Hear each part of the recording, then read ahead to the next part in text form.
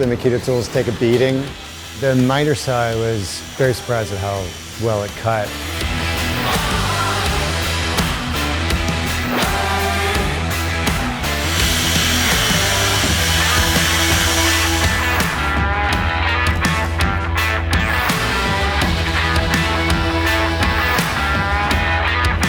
It's kind of a no-brainer. We would use cordless products in the shop. For bigger projects, we may be moving from place to place.